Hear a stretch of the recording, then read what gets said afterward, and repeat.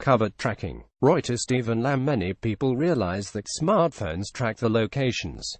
But what if you actively turn off location services, haven't used any apps, and haven't even inserted a carrier SIM card? Even if you take all of those precautions, phones running Android software gather data about your location and send it back to Google when they're connected to the internet, a Quartz investigation has revealed. Since the beginning of 2017, Android phones have been collecting the addresses of nearby cellular towers, even when location services are disabled, and sending the data back to Google. The result is that Google, the unit of alphabet behind Android, has access to data about individuals' locations and the movements that go far beyond a reasonable consumer expectation of privacy.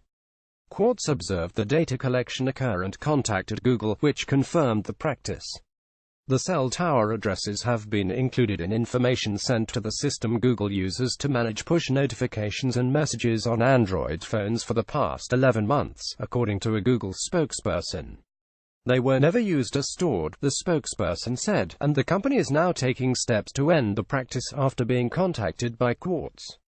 By the end of November, the company said, Android phones will no longer send cell tower location data to Google, at least as part of this particular service which consumers cannot disable.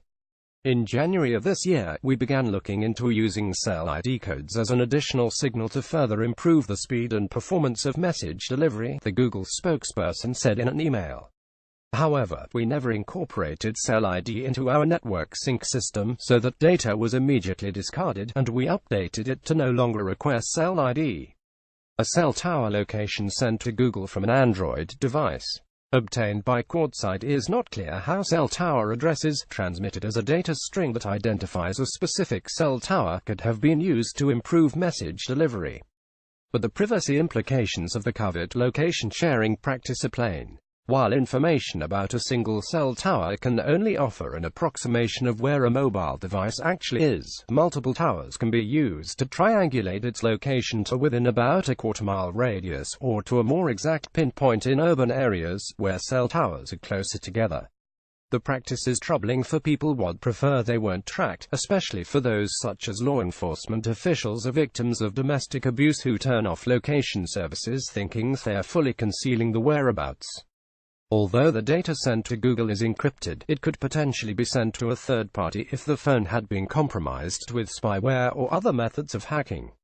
Each phone has a unique ID number, with which the location data can be associated. The revelation comes as Google and other internet companies are under fire from lawmakers and regulators, including for the extent to which they vacuum up data about users. Such personal data, ranging from users' political views to the purchase histories to the locations, are foundational to the business successes of companies like Facebook and Alphabet, built on targeted advertising and personalization, and together valued at over $1.2 trillion by investors. Cell tower locations collected and sent to Google from an Android phone with location services turned off and carried in Washington, D.C. Obtained by Quartz. The location sharing practice does not appear to be limited to any particular type of Android phone or tablet. Google was apparently collecting cell tower data from all modern Android devices before being contacted by Quartz. A source familiar with the matter said the cell tower addresses were being sent to Google after a change in early 2017 to the Firebase cloud messaging service, which is owned by Google and runs on Android phones by default. Even devices that had been reset to factory default settings and apps, with location services disabled, were observed by Quartz sending nearby cell tower addresses to Google. Devices with a cellular data or Wi-Fi connection appear to send the data to Google each time they come within range of a new cell tower. When Android devices are connected to a Wi-Fi network, they will send the tower addresses to Google even if they don't have SIM cards installed.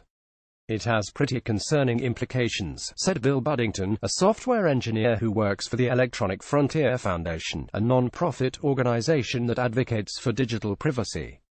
You can kind of envision any number of circumstances where there could be extremely sensitive information that puts a person at risk.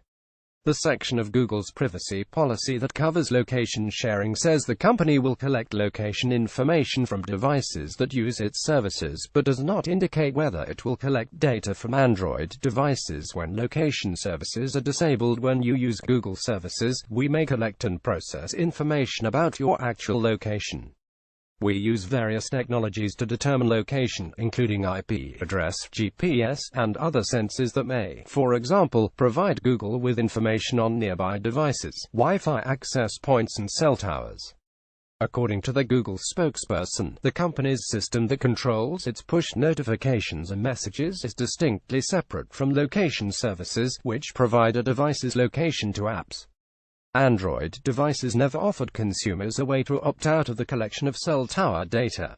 It is really a mystery as to why this is not optional, said Matthew Hickey, a security expert and researcher at Acker House, a security firm based in London.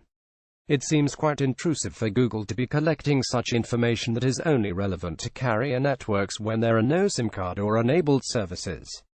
While Google says it doesn't use the location data it collects using this service, it does allow advertisers to target consumers using location data, an approach that has obvious commercial value.